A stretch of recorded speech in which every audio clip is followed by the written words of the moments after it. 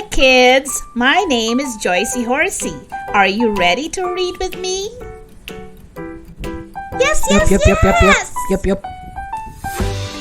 Okay, let's go. Before we begin our story, don't forget to like, share, and subscribe.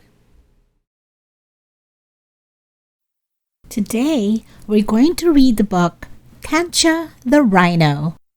Are you ready? Let's begin. In a vast grassland, there lived a little rhino. His name was Kancha. Kancha was 2 years old and lived with his mother. He loved to wander about the grassland. His mother would often warn him, "Kancha, there are a lot of bad things out there. Be careful, son. Always remember to leave your scent so that you can smell your way back home." He nodded his head. Kancha understood, but it was hard for a little rhino to remember everything his mother told him. One afternoon, as the sun was beating down on the grassland, Kancha decided to cool himself with a mud bath. Lying in the mud, he flicked off flies with his ears. Suddenly, he heard a strange noise. He twitched his ears to figure out where it was coming from. He had never heard such a sound before. He jumped up from the mud and walked closer to the sound. He walked and walked, but he couldn't make out where the noise was coming from. He looked around and realized that he had walked much farther than he thought. He remembered his mother's words and turned around to walk back home. Then he heard the same sound again. He saw a giant python sliding towards him, and it filled him with fear. He ran and hid behind the tall grasses. He whispered to himself, "That python is going to eat me up. Mom, please save me." He was very scared. He closed his eyes tightly and stayed very still. He waited and waited. Luckily, nothing happened. Kancha carefully peeked through the tall grasses. He saw the python swallowing a deer. He breathed a sigh of relief. It was getting dark, and Kancha knew it was time to go home. He turned around. He looked right.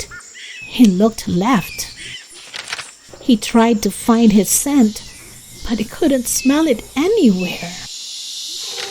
He ran round and round, but couldn't make out which direction he had come from.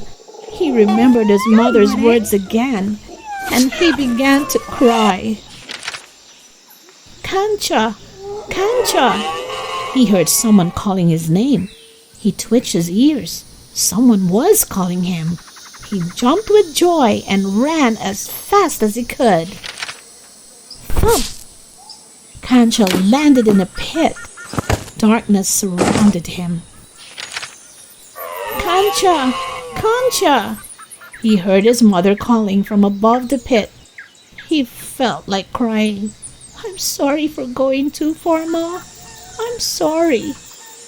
It was all he could say to his mother. "Don't worry, son. I'll go get some help," she promised him. Kancha looked up at the sky. He saw the moon shining brightly. Kancha promised himself to be more careful next time. The next morning, Kancha woke up to find himself tied up with ropes. He could hear noises around him. Kancha was confused. He didn't know what was happening. Kancha tried to struggle free, but it only hurt, so he stopped. After a while, he felt himself being lifted. "Have I been captured?" he thought. He found himself on the ground again. He heard all sorts of strange sounds. Hooray! Woohoo! He could hear claps and whistles. Blinded by bright flashes of light, he could barely see anything clearly. There were hundreds of humans around him. They held up posters with a rhino's photograph. Some of them even pasted a rhino's photograph on their caps. Some rode on elephants, some were driving jeeps, and some were on foot. As he got closer, they were all smiling at him, but he recognized no one. He was scared. Who are they? Why are they here? What are they going to do to me? He thought.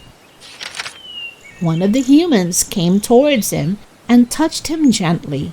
Slowly, he turned Kancha's head towards the jungle.